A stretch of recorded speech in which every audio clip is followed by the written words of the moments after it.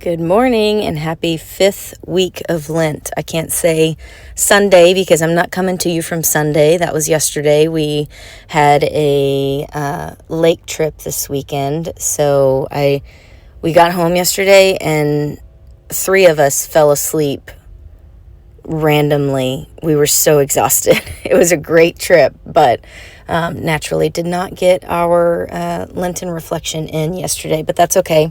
I still have thoughts, don't worry. If you hear background noise today, I'm coming to you guys from my car, sitting outside of work this morning. I've got a golf tournament I have to work today. So if you hear some random music in the background, it's people driving around the parking lot blaring their music. Can't really do much about that, but just want to let you guys know what it is. So yeah, like I mentioned, we had a lake trip this weekend. It was one that we actually did make it to what we call Lake Church. We go to Lake Somerville, and there's a Catholic church in Lake Somerville that we like to go to, and the boys call it Lake Church. We're not always great about hitting it every time we're out at the lake, but mainly because it's a different time, it's kind of complicated. I don't know. But we definitely went this weekend because we had some other Catholic friends there, and they are from the Fayetteville area, so we don't normally get to go to church together. In fact, I don't know that, we have a couple of times for special occasions, but we rarely get to go to church with them, and so this was an opportunity. They were out there camping with us, and we went with them. It was so nice to have friends there in church, and we have our own church friends that we've made over time, but there was something really cool about like your high school friends all grown up with their families sitting in church with you. I appreciated it a lot. I enjoyed it.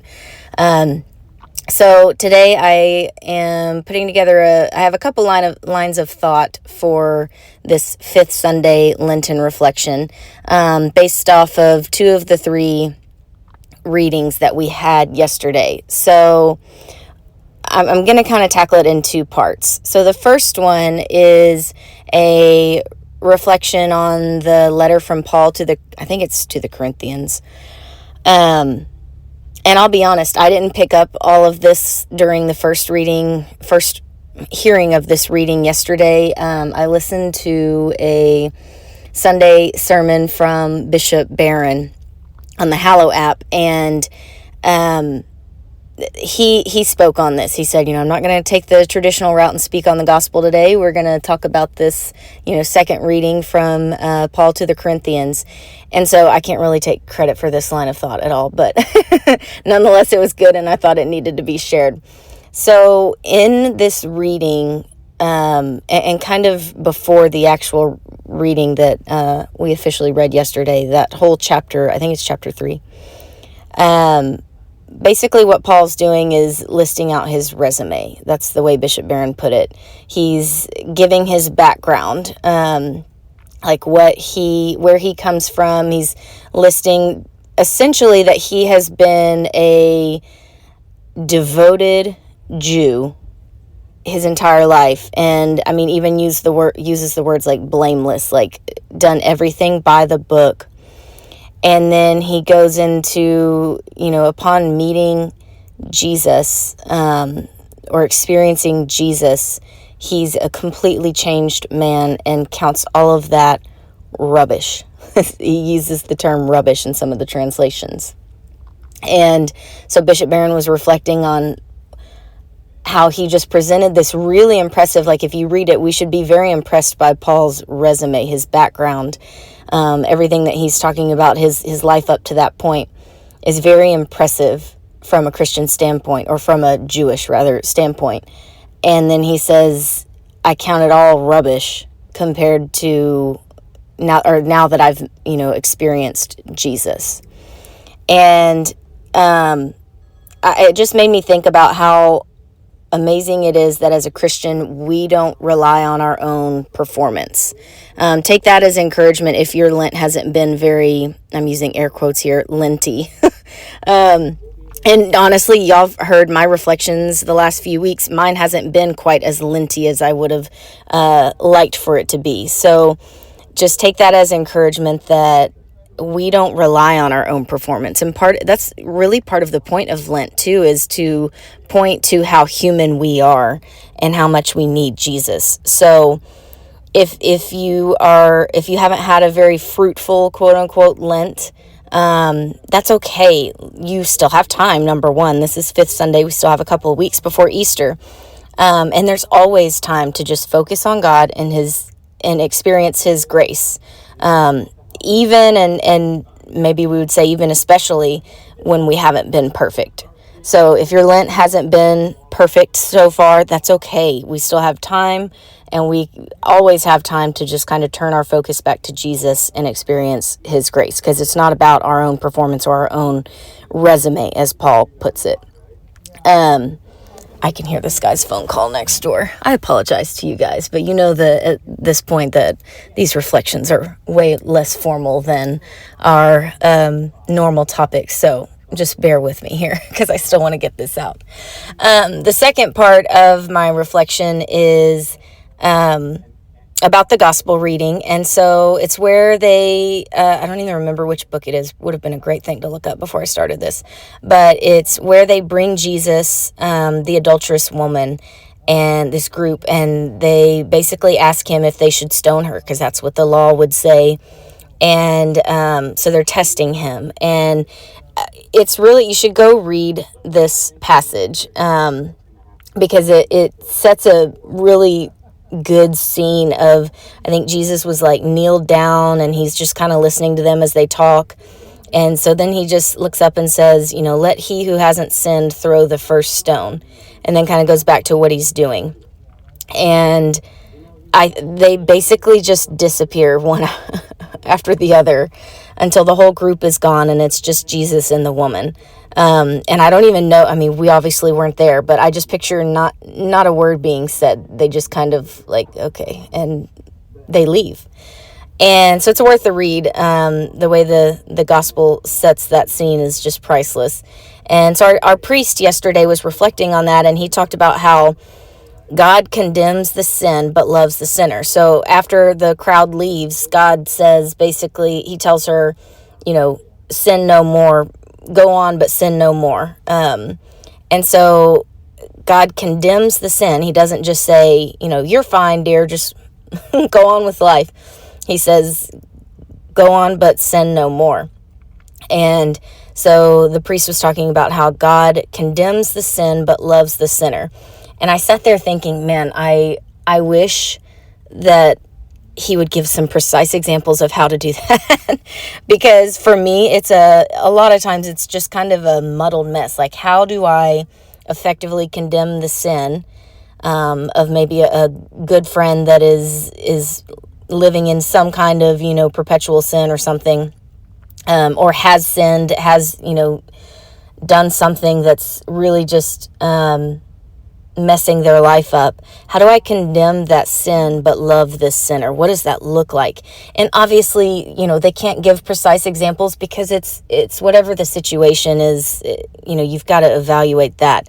And I'm sure there are some pretty good guidelines on how to do that. But what I started thinking of is, firstly, Pastor Marty at Cowboy Church always puts this a good way where he says, you have to invest in people and earn the right to speak into their lives. You can't just, being a passersby, just tell somebody they ought to be living differently or something. And then that kind of made me think, and here, y'all follow me here. My mind wandered to how we can get on Facebook and just openly condemning people for the sake of likes or comments or someone liking our comment, always trying to get the last word. How brazen we can be on Facebook and just social media in general, all for the sake of kind of, or I would think anyways, getting our own likes or getting someone to say, yeah, I couldn't have said it better myself. We're just always trying to be the expert on something, and just not really loving people well at all. And so then I started thinking, these are my early morning thoughts anyways, what if what if God had a Facebook? Like, what would his page activity look like? Couple thoughts here. I'm not sure God would have a Facebook, but let's just say he does. Would he be spending his time liking people's posts or commenting or condemning? Is that how God would go about, condemning the sin but loving the sinner, is leaving a comment on somebody's post? I don't think so. I think that his page would have more activity kind of on his own. What's on your mind, God? I'm sure he'd have a lot to tell us on his statuses that we could learn from. But I don't think it would be through likes and comments. And I don't know, this is a really specific line of thought, but it just made me think, I think God would be more of a direct message kind of guy. He would, Jesus was known for having dinners with people, gathering people, breaking bread with them, and in that way, like Pastor Marty says, investing in them and earning the right to speak into their life. He wasn't just shouting things at people on the street. And we can get that way a lot of times, trying to, condemn the sin and ineffectively loving the sinner. So it's just something to think about today. I don't know how much the picture of God having a Facebook is just amusing or helpful today, but that's where my mind went. The point is, we should invest in people and earn the right to speak into their life, and then, hopefully effectively condemn that sin and love the sinner. And, going back to the reading of the adulterous woman, look at starting our own lives and button up our own lives before we start trying to stone somebody else. Being the example, that's kind of what I meant by God, posting some statuses maybe. Be the example, not somebody who's just kind of commenting on everything or throwing around our advice. So those are my thoughts. Maybe this week we scroll a little less on Facebook and find a way to be more intentional with someone in our life this week. Maybe that's what we focus on for this 5th week of Lent.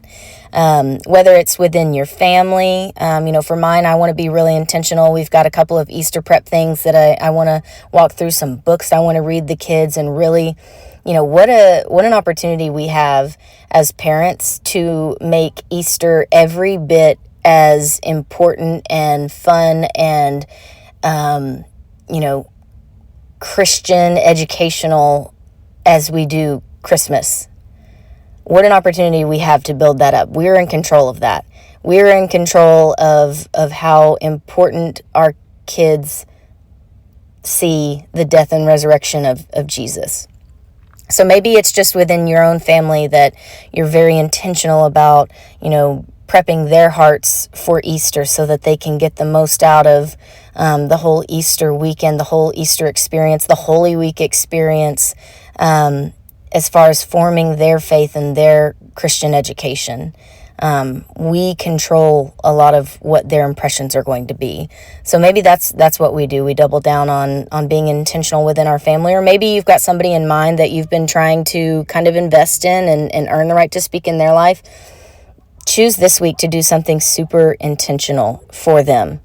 Think about what that might be, and I guarantee you that God will lay something on your heart.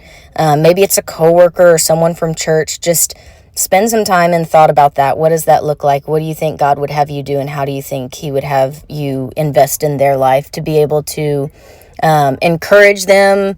Or maybe there is a specific quote, this sounds so on the nose, but maybe there is a specific sin or something that you need to feel like you want to help them out. You want to help them get on the right path and have God's peace. Or maybe it's just encouraging them. Either way, let's spend some time thinking about how we can be intentional this week, because that little effort that we put in, kind of going back to the first reading that I talked about with Paul saying, it's not about my resume, it's about God. So that little effort that we put in, God can magnify with his grace. So those are my random thoughts on a Monday morning in regards to this fifth Sunday Lenten reflection, and I hope that it's encouraging and amusing to you, and maybe spend some time thinking about, God's Facebook page and what we can learn from how he would treat social media. Or would he have one? I don't know. Maybe he would just be spending super intentional time with all of his children. So have a great Monday, and happy fifth week of Lent. I hope you go out and invest in and encourage someone this week.